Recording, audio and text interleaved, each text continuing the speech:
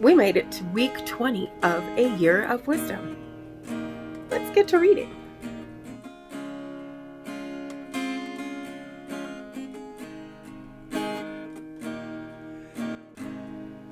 Day 138. Job 23 and 24. Then Job replied, "Even today my complaint is bitter. His hand is heavy in spite of my groaning. If only I knew where to find him. If only I could go to his dwelling. I would state my case before him and fill my mouth with arguments. I would find out what he would answer me and consider what he would say to me. Would he vigorously oppose me? No, he would not press charges against me. There, the upright can establish their innocence before him, and there I would be delivered forever from my judge. But if I go to the east, he's not there. If I go to the west, I do not find him. When he is at work in the north, I do not see him. When he turns to the south, I catch no glimpse of him. But he knows the way that I take. When he has tested me, I will come forth as gold. My feet have closely followed his steps. I have kept to his way without turning aside. I have not departed from the commands of his lips. I have treasured the words of his mouth more than my daily bread. But he stands alone, and who can oppose him? He does whatever he pleases. He carries out his decree against me, and many such plans he has in store. That is why I am terrified before him. When I think of all this, I fear him. God has made my heart faint. The Almighty has terrified me. Yet I am not silenced by the darkness, by the thick darkness that covers my face. Why does the Almighty not set times for judgment? Why must those who know him look in vain for such days? There are those who move boundary stones. They pasture flocks they have stolen. They drive away the orphan's donkey and take the widow's ox in pledge. They thrust the needy from the path and force all the poor of the land into hiding. Like wild donkeys in the desert, the poor go about their labor of foraging food. The wasteland provides food for their children. They gather fodder in the fields and glean in the vineyards of the wicked. Lacking clothes, they spend the night naked. They have nothing to cover themselves in the cold. They are drenched by mountain rains and hug the rocks for lack of shelter. The fatherless child is snatched from the breast. The infant of the poor is seized for a debt. Lacking clothes, they go about naked. They carry the sheaves but still go hungry.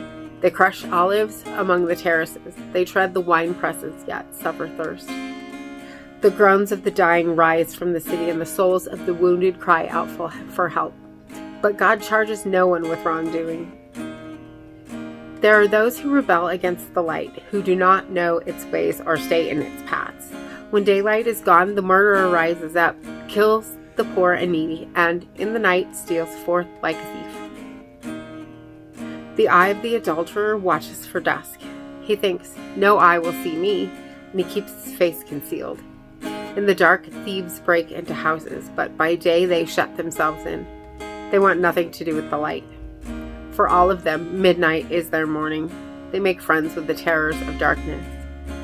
Yet they are foam on the surface of the water. Their portion of the land is cursed, so that no one goes to the vineyards.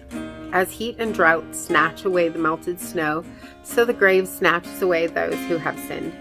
The womb forgets them, the worm feasts on them. The wicked are no longer remembered, but are broken like a tree. They prey on the barren and childless woman, and to the widow they show no kindness. But God drags away the mighty by his power. Though they become established, they have no assurance of life. He may let them rest in a feeling of security, but his eyes are on their ways. For a little while they are exalted, and then they are gone. They are brought low and gathered up like all others. They are cut off like heads of grain. If this is not so, who can prove me false and reduce my words to nothing? Proverbs 18. An unfriendly person pursues selfish ends, and against all sound judgment starts quarrels. Fools find no pleasure in understanding, but delight in airing their own opinions. When wickedness comes, so does contempt, and with shame comes reproach. The words in the mouth are deep waters, but the fountain of wisdom is a rushing stream. It is not good to be partial to the wicked, and so deprive the innocent of justice. The lips of fools bring them strife, and their mouths invite a beating. The mouths of fools are their undoing, and their lips are a snare to their very lives. The words of a gossip are like choice morsels. They go down to the inmost parts. One who is slack in his work is brother to one who destroys. The name of the Lord is a fortified tower. The righteous run to it and are safe. The wealth of the rich is their fortified city. They imagine it a wall too high to scale. Before a downfall, the heart is haughty, but humility comes before honor. To answer before listening, that is folly and shame. The human spirit can endure in sickness, but a crushed spirit, who can bear? The heart of the discerning acquires knowledge, for the ears of the wise seek it out. A gift opens the way and ushers the giver into the presence of the great.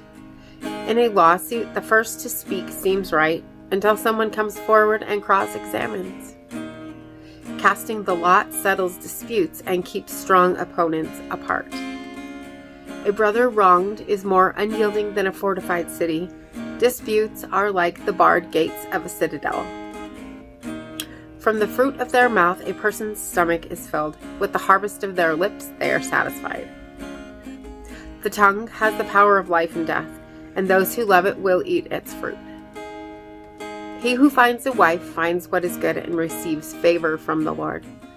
The poor plead for mercy, but the rich answer harshly. One who has unreliable friends soon comes to ruin, but there is a friend who sticks closer than a brother. And as always, thank you so much for being here today. And make sure to hit the subscribe button right there and click the bell to get notifications, and hit that like button for me also. And I will see you next time, and I will see you tomorrow for another video. Maranatha. I'm standing at the crossroads. I'm lost without a clue. I need a big pink neon sign to show me what to do. I thank you, Lord. It glorifies you when you're the only answer. I praise you, Lord, for holding what's too much for me. And I'm amazed by you, Lord, because nothing's too big and nothing's too small to lay at your feet.